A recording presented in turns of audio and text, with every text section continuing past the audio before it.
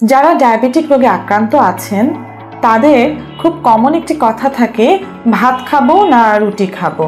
ভাত এবং রুটি দুটোই কিন্তু শর্করার মধ্যে পড়ছে।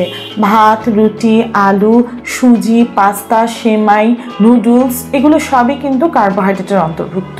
তাছাড়া পাউরুটি, রুটি, নান রুটি, বিভিন্ন ধরনের যে আমরা পরোটা পাচ্ছি, বান, এসবও কিন্তু রুটির অন্তর্ভুক্ত। প্যাকেটজাত খাবারও, প্যাকেটজাত যে রুটিগুলো পাওয়া যাচ্ছে, কেক, বিস্কিট, এগুলোও কিন্তু কার্বোহাইড্রেটের অন্তর্ভুক্ত পড়ছে।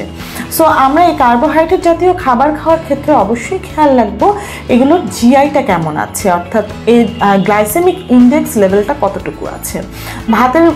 ভাত কিন্তু খুব আমাদের শরীরে খুব সহজেই রক্তে শোষিত হয়ে যায়, ভাতের যে গ্লুকোজ আছে, কিন্তু আটার রুটির যে গ্লুকোজ আছে সেটা কিন্তু খুব সহজে বডিতে শোষিত হয় না। আটার ভিতরে আবার অনেক ধরনের রাইবোফ্লেভিন, ভিটামিন, মিনারেলস এগুলো আছে। তো এই মিনারেলস, ভিটামিনগুলো কিন্তু আমাদের শরীরের জন্য খুবই উপকারী। তাই ভাতের থেকে রুটিটা বেশি উপকারী একজন ডায়াবেটিক পেশেন্টের জন্য, এবং সেটা অবশ্যই রাতে এবং সকালে। ধন্যবাদ সবাইকে। সবাই সুস্থ থাকবেন, ভালো থাকবেন।